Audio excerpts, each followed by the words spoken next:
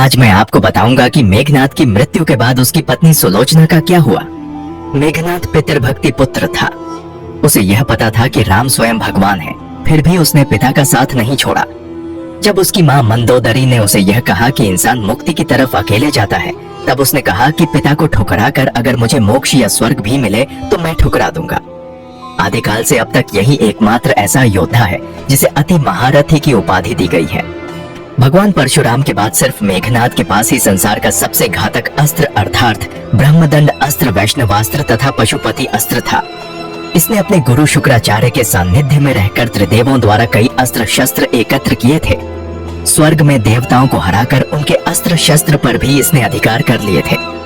रामायण के युद्ध में कुंभकर्ण के वध के बाद मेघनाथ युद्ध में उतरा।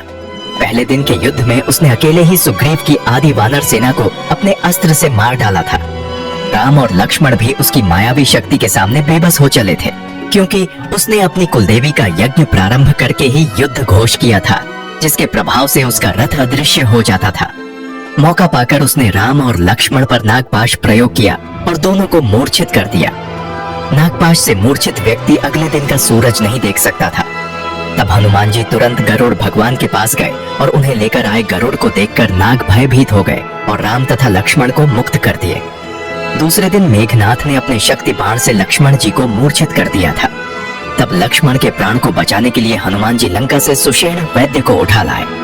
वैद्य ने हनुमान को उपाय बताते हुए संजीवनी बूटी लाने के लिए कहा। उस संजीवनी बूटी से ही लक्ष्मण जी की मूर्छा टूटी थी।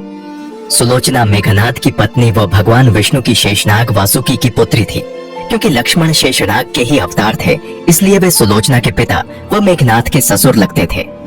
सुलोचना को नाग कन्या कहा जाता था। तमिल भाषा में वर्णित कथा के अनुसार तीसरे दिन युद्ध में जाते समय मेघनाथ को यह ज्ञात हो गया था कि श्री राम और लक्ष्मण कोई साधारण मानव नहीं, अपितु स्वयं नारायण के रूप हैं। तो वो अपने माता पिता और सुलोचना से अंतिम बार मिलने आया। वह अपने माता पिता से मिलकर जाने लगा। तब उसने सुलोचना को देखा। सुलोचना से वह इसलिए नहीं मिलना चाहता था क्योंकि उसे लग रहा था कि कहीं सुलोचना के आंसू देखकर वो अभिभावुक हो जाएगा, वह युद्ध में कमजोर पड़े दिएच जाएगा। किंतु जब उसने सुलोचना का मुख देखा तो अचंभित रह गया। सुलोचना की आंखों में एक भी आंसू नहीं थे तथा वह अपने पति को गर्व से देख रही थी। हालांकि उसे पता था कि आज उसका अपने पति के साथ अंतिम मिलन है, लेकिन एक पतिव्रता व कर्तव्यनिष्ठ नारी होने के कारण उसने अपने पति को युद्ध में जाने से पूर्व उनके कर्तव्य में उनका साथ दिया व उनकी आंख से आंख मिलाकर अपने आंसू को जाहिर नहीं होने दिया।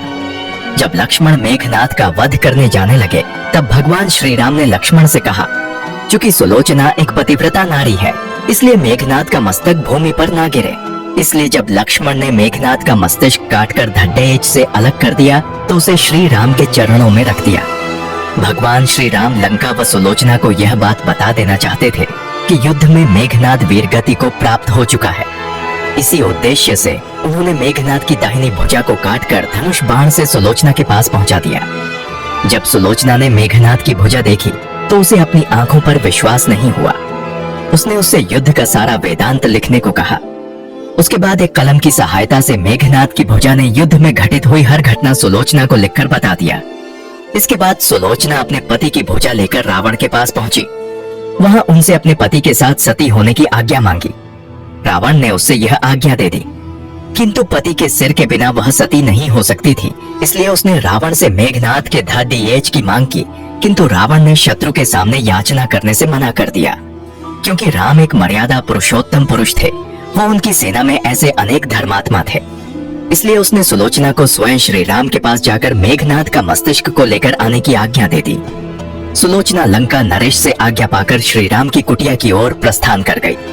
जब सुलोचना भगवान श्री राम के पास पहुंची तो श्री राम और उनकी सेना के द्वारा उनका उचित आदर सम्मान किया गया और श्री राम ने उनकी प्रशंसा की।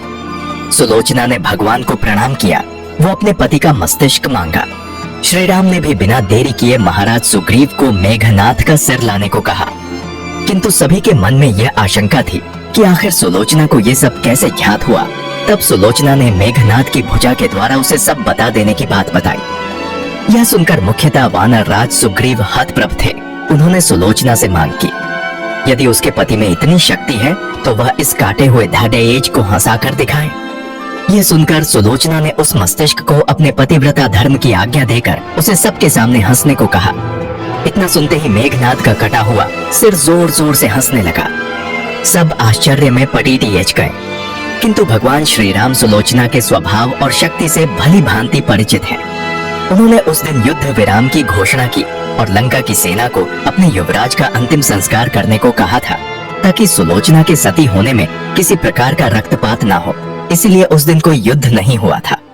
अपने पति का कटा हुआ सिर लेकर सुलोचना लंका आ गई और समुद्र किनारे सभी मृत सैनिकों और मेघनाद की अर्थी सजाई गई। सुलोचना धधकती अग्नि में अपने पति का सिर लेकर बैठ गई और सभी के सामने सती हो गई। तो दोस्तों, अगर आपको वीडियो अच्छी लगी हो तो कृपया चैनल को सब्सक्राइब जरूर करें। धन्यवाद।